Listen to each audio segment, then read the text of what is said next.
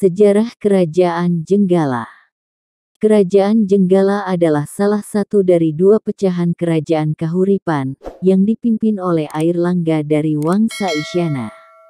Kerajaan ini berdiri tahun 1042 dan berakhir di sekitar tahun 1135-an. Lokasi pusat kerajaan ini diperkirakan sekarang berada di wilayah Porong, Sidoarjo, Jawa Timur. Etimologi. Nama Jenggala diperkirakan berasal kata Hujung Galuh, atau disebut Jung Yalu berdasarkan catatan China. Pada masa kerajaan Medang dan Kahuripan, Hujung Galuh dikenal sebagai pelabuhan, kemungkinan terletak di daerah Canggu, Jetis, Mojokerto. Sumber otentik yang dapat dipakai sebagai dasar acuan, yakni Prasasti Kamalakian. Prasasti Kamalakian adalah sebuah prasasti yang dibuat Airlangga pada tahun 959 Saka atau 1037 Masehi. Dengan berjalannya waktu, hingga Raja Airlangga membagi dua kerajaannya, daerah Hujung Galuh yang terletak di daerah aliran Sungai Brantas meluas, mencakup wilayah Sidoarjo, Surabaya hingga Pasuruan, hingga bagian timur kerajaan Kahuripan disebut Jenggala, dengan menjadikan Kali Mas dan Kali Porong sebagai pintu gerbang kerajaan pada saat itu. Pada masa kerajaan Kadiri, Singhasari dan Majapahit, daerah Kali Porong tetap bernama Kahuripan, dan pelabuhan yang berada di Kali Mas Surabaya kembali disebut sebagai Hujung Galuh. Pelabuhan di daerah Surabaya ini akhirnya menjadi pelabuhan penting sejak zaman kerajaan Singhasari, Majapahit hingga Hindia Belanda. Pembagian kerajaan Kahuripan oleh Airlangga. Pusat pemerintahan Jenggala terletak di Kahuripan. Menurut Prasasti Terep, kota Kahuripan atau Kahuripan I Bumi Jenggala didirikan oleh Airlangga tahun 1032. Karena 1 tahun sebelumnya yaitu tahun 1031, ibu kota lama yaitu Watan Mas dihancurkan seorang musuh wanita, yaitu Ratu Diah Tulodong, yang merupakan salah satu raja kerajaan Lodoyong yang sekarang wilayah Tulung Agung, Jawa Timur. Berdasarkan Prasasti Pamwatan dan Serat Calon Arang, pada tahun 1042, pusat pemerintahan Airlangga sudah pindah ke Daha. Tidak diketahui dengan pasti mengapa Airlangga meninggalkan Kahuripan.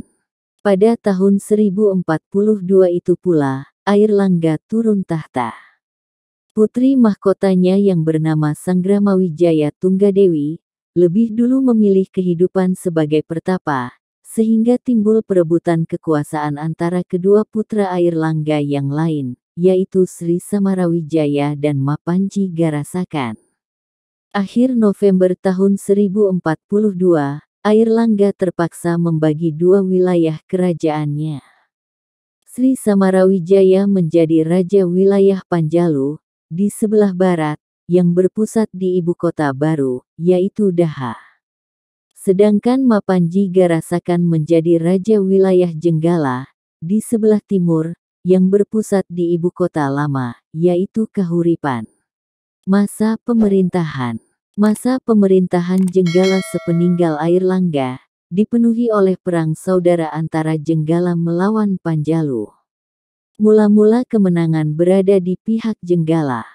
Pada tahun 1044, berdasarkan Prasasti Turun Hyang, Mapanji Garasakan memenangkan pertempuran melawan Panjalu, karena para pemuka desa Turun Hyang setia, membantu Jenggala melawan Panjalu. Pada tahun 1050, berdasarkan Prasasti Kambang Putih, Raja Sri Mapanji Garasakan mempertahankan istana dari pasukan Kambang Putih yang menyerang istana kerajaan Jenggala. Kambang Putih yang sekarang daerah Tuban, merupakan wilayah kekuasaan kerajaan Panjalu. Pada tahun 1052, berdasarkan Prasasti Malenga, Mapanji Garasakan mengalahkan Aji Linggajaya Raja Tanjung. Aji Linggajaya ini merupakan raja bawahan Panjalu. Pada tahun 1052, berdasarkan prasasti Banjaran, Jenggala diserang oleh musuh dari Kadiri, yang berhasil menyingkirkan Mapanji Garasakan dan keluarganya keluar dari ibu kota Jenggala. Raja Jenggala kedua, Alanjung Ahyes melarikan diri ke hutan Marsma.